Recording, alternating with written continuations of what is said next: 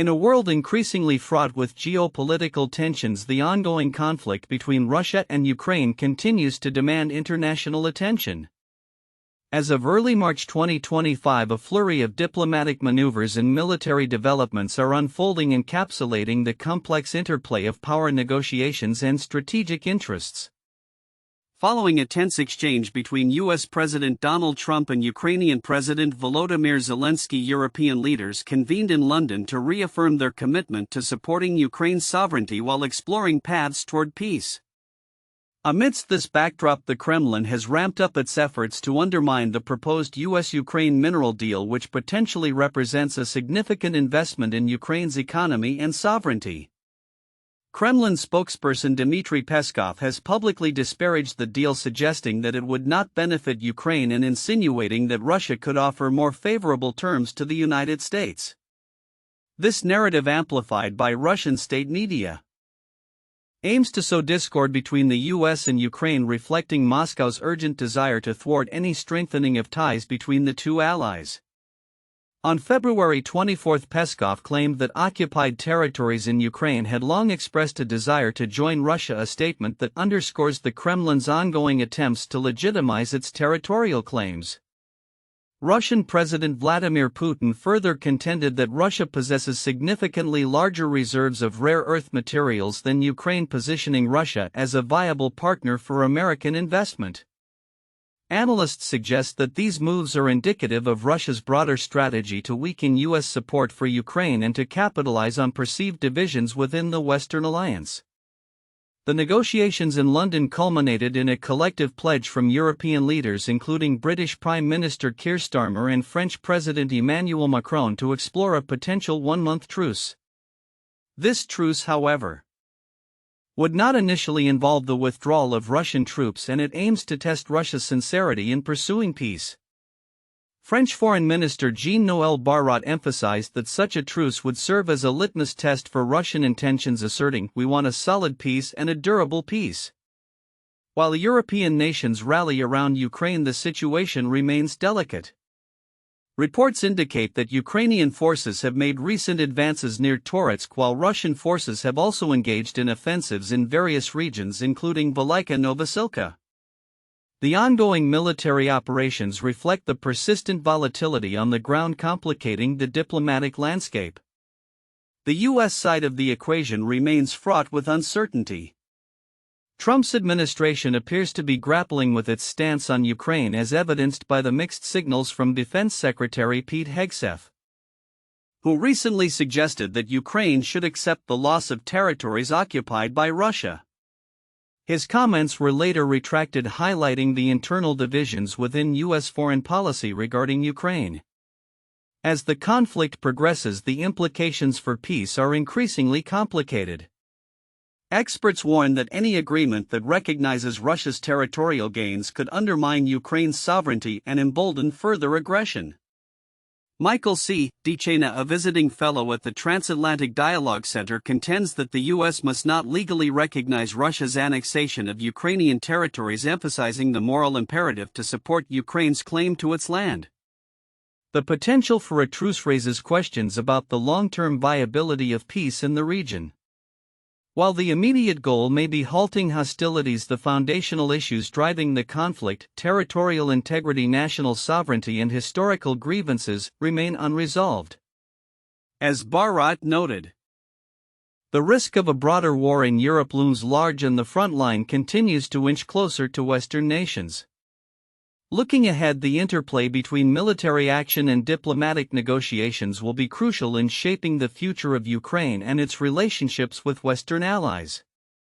As both sides continue to jockey for position, the path to lasting peace remains fraught with challenges, underscoring the need for a concerted and unified international response to uphold Ukraine's sovereignty and deter further Russian aggression. In the ongoing conflict between Ukraine and Russia, recent developments showcase a significant escalation in drone warfare tactics, particularly highlighted by Ukraine's innovative use of hexacopter drones dubbed vampires. These unmanned aerial vehicles have reportedly been instrumental in strikes targeting Russian positions, notably described as severing the head off the Russian snake during a recent operation in Kursk. This striking metaphor underscores the strategic impact of Ukraine's drone capabilities in the broader context of the war. On March 2 to 3, 2025, Ukrainian defense forces successfully intercepted 46 out of 83 Shahid attack drones launched by Russia. This incident reflects the intensifying aerial conflict, with Major General Vadim Skibitsky, the deputy head of Ukraine's defense intelligence, revealing that Russia plans to ramp up its drone production significantly.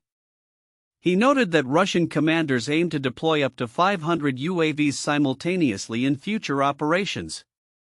According to Russian commanders, if plans for the first half of the year are fulfilled, they will be able to launch approximately 500 unmanned aerial vehicles at a time, Skibitsky stated, indicating a strategic shift that could alter the dynamics of the conflict.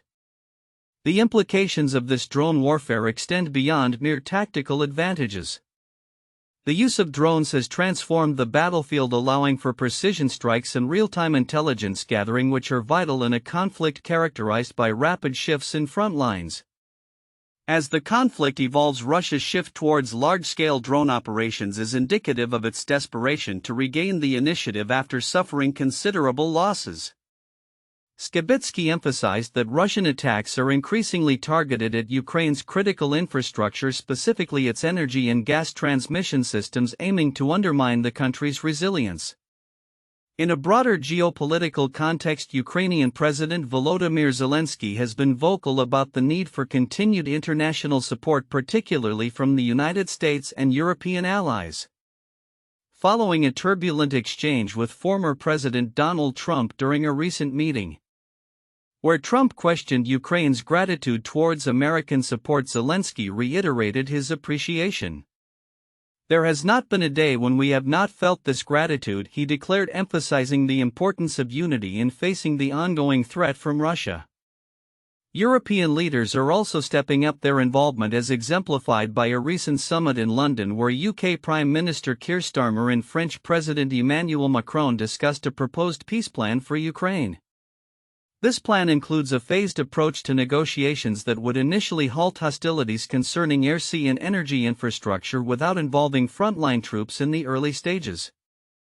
As the conflict continues to evolve, the interplay between drone warfare and international diplomacy will be crucial in shaping the future landscape of the region. With Russia's commitment to bolster its drone capabilities and Ukraine's innovative defense strategies, both sides are poised for an intensified struggle. The coming months will likely see further developments in military tactics as well as diplomatic efforts aimed at reaching a sustainable resolution to this protracted conflict. In a significant development that could reshape the dynamics of international relations, U.S. Congressman Pete Hegseth has called for a halt to offensive cyber operations against Russia, urging the Pentagon to reassess its strategies. This unexpected move, reported by the New York Times, comes amidst ongoing tensions between the U.S. and Russia, particularly following President Donald Trump's recent contentious interactions with Ukrainian President Volodymyr Zelenskyy. Hegseth's directive has raised eyebrows among cybersecurity experts and policymakers, who warn that such a decision may embolden Russian aggression. Cyber operations are a crucial element of modern warfare, noted cybersecurity analyst Ellen Dole. Halting these operations could be seen as a sign of weakness and may have far-reaching implications for U.S. national security. The backdrop to this call for restraint is a turbulent political landscape characterized by an increasingly strained relationship between the U.S. and its allies, particularly Ukraine. Following a dramatic Oval Office meeting on February 28 where Trump publicly confronted Zelenskyy over Ukraine's handling of its defense against Russian aggression, many in Ukraine have expressed concerns over the U.S.'s commitment to supporting their sovereignty. Editorials from Ukrainian media outlets have condemned the treatment of Zelenskyy, emphasizing that a president just disrespected America in the Oval Office. It wasn't Zelenskyy. Trump's remarks, which included claims that Zelenskyy had a mere 4% approval rating, a figure widely refuted by reliable polls showing a 63% approval for the Ukrainian leader, have further strained U.S.-Ukraine relations. During the meeting, Zelenskyy attempted to counter Trump's assertions about Russian President Vladimir Putin, which has sparked a wave of indignation among Ukrainians who feel their plight is being overlooked. As Zelenskyy showed graphic evidence of Russian atrocities against Ukrainian prisoners, his determination to advocate for his nation resonated with many citizens, galvanizing a sense of unity among a war-weary populace. The political climate within Ukraine has shifted dramatically as a consequence of the Oval Office encounter. Former President Petro Poroshenko, once a vocal critic of Zelenskyy, publicly pledged to support him, stating the country does not need criticism, it needs unity. This sentiment reflects the broader consensus amongst Ukrainians, who are increasingly rallying around their leader in the face of perceived disrespect from the U.S. administration. However, not all responses to the confrontation have been positive. Some critics within Ukraine argue that Zelensky's emotional response was not constructive and that a more diplomatic approach might have been beneficial. Given the stakes, a calmer demeanor could have helped, suggested opposition lawmaker Oleksiy Goncharenko. Amidst these tensions, the specter of Putin looms large. With Trump's reluctance to vocally denounce Russian aggression, many Ukrainians are concerned that the U.S. may be inadvertently granting Putin a free pass in the ongoing conflict. The American administration's failure to recognize Russian war crimes is disheartening, remarked human rights lawyer Alexandra Matvichuk. After 3 years of conflict, Ukrainians are increasingly wary of any narrative that seeks to absolve the aggressor. As the world watches closely, the implications of Hegseth's directives and Trump's diplomatic maneuvers remain to be seen. The evolving situation underscores a crucial turning point not just for U.S.-Ukraine relations but also for global geopolitical stability. With many Ukrainians now looking to European leaders for support, the role of the U.S. under Trump may shift, potentially recalibrating alliances and strategies across the continent. In conclusion, the interplay of domestic politics and international relations continues to shape the trajectory of the conflict in Ukraine. As Hegseth's orders resonate within the Pentagon and beyond, the question remains, will the U.S. recommit to its allies, or will a new reality emerge? One where Ukraine must navigate the precarious waters of international diplomacy with diminished support from its traditional partner? The coming weeks will be critical in determining the paths forward for both Ukraine and the broader international community. In a pivotal moment for European diplomacy, British Prime Minister Keir Starmer convened a summit of European leaders on March 2, 2025, to forge a united front in support of Ukraine amid ongoing tensions with Russia. As the war continues to reshape the geopolitical landscape of Europe, Starmer emphasized that the continent stands at a crossroads in history, urging leaders to bolster their defenses and commit to a comprehensive strategy for peace.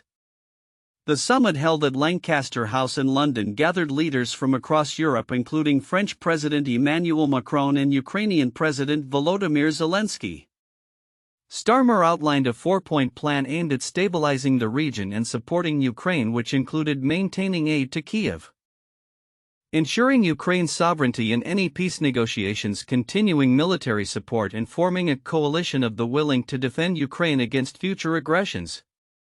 Every nation must contribute to that in the best way that it can, Starmer stated, highlighting the need for collective responsibility among European nations.